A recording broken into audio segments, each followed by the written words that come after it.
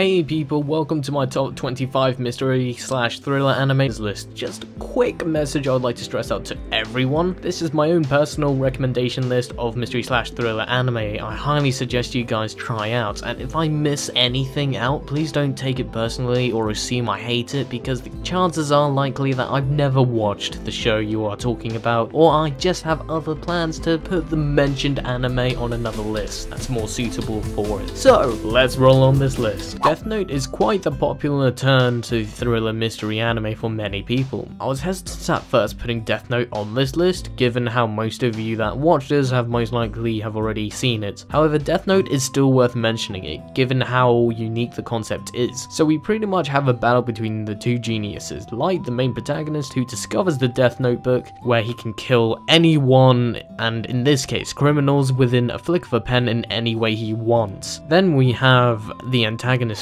L to oppose Light and expose who Kira is, which is the alias that Light took shelter underneath of. As for my thoughts on Death Note, I felt that it was a victim to its own pacing, in the sense of how drastically everything changed after the first half of the anime. I think most people definitely felt this contrast that the second half couldn't really match. All in all, Death Note is a show I highly suggest you should check out if you haven't seen any thriller or mystery anime whatsoever and want to dip your toe in. Another is quite the generic suggestion that practically everyone will recommend checking out if you ask for a mystery anime series. However, it doesn't mean it's not worth mentioning, as we get this intense thriller mystery genre fueling the suspense up to each death of every new character you see in this show. Another revolves around our two main characters, Mei and Koichi, who just transferred over to his new school, where there's this mystery luring around involving the senseless deaths going back and forth between students and associates related to his classmates' gruesome deaths. And I definitely applaud PA Works for doing a stunning job for putting their attention to detail with their work on another, and is certainly very different to what they generally focus on, which is our romance dramas and slice of life on practically every anime they've worked on. Phantom Requiem for the Phantom is a unique story that focuses on two highly trained assassins that work for Inferno, a mysterious company that's behind most dealings with the Mafia, through the use of their invincible human weapon known as the Phantom, who are created by the Scythe Master, whose appearance doesn't match the kind of guy you'd imagine him to be. The first Phantom we have is Ein, who is indeed the most apathetic character I have encountered, in quite the hollow character at that.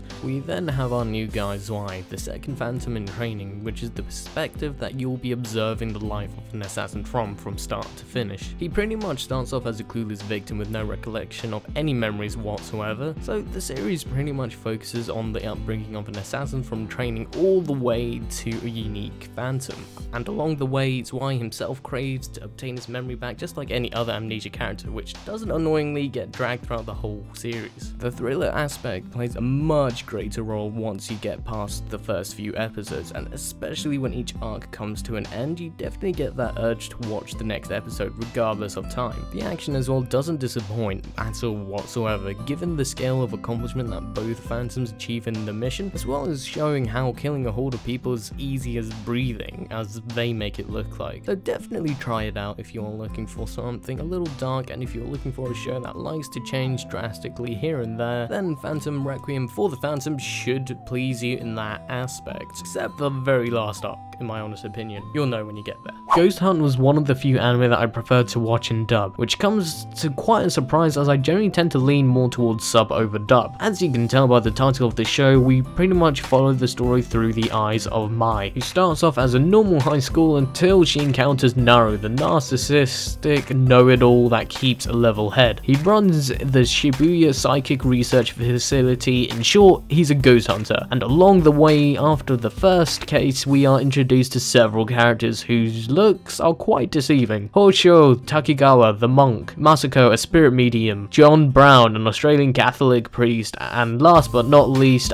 Ayako, a priestess. A very attractive one at that. Although we have a wide variety of different characters, it came as to quite a relief that none of these characters turned out to be generic for the most part. This is indeed a huge sigh of relief, given how most authors nowadays like to rely heavily on archetypes to play it safe, and for familiarize the audience. At first, the show didn't click with me right at the bat, but when I gave it a second chance and watched it through 2 whole cases, the characters started to click with me, especially with a soft reset between each case, therefore keeping the show from going stale, as each case is unique and gets bigger than the other as we progress. Therefore, it's definitely worth checking out Ghost Hunt if you like to use that head of yours to do some thinking and speculation. Durarara presents a unique set of stories set in Ikeburo, a district in Tokyo. The show itself has a wide variety of themes dealing with betrayal, gang wars, urban lifestyle, identity crisis, and consumerism. The story itself, without spoiling anything, never got stale. Given the Durarara's nature of having multiple scenarios taking place in each episode where practically all of them intertwine, bringing in all the characters together to complete the overarching story. Sadly though, around the second half the show itself did start to lack a bit, as there's much more to focus on the 3 school kids, which brought up some interesting character development, but it didn't carry that same essence from what we got from the first half of the anime. Don't forget to drop a comment below giving your own personal suggestions on what you would recommend to everyone that I may have missed out on. So please like and subscribe to be notified of when the rest of the parts become available.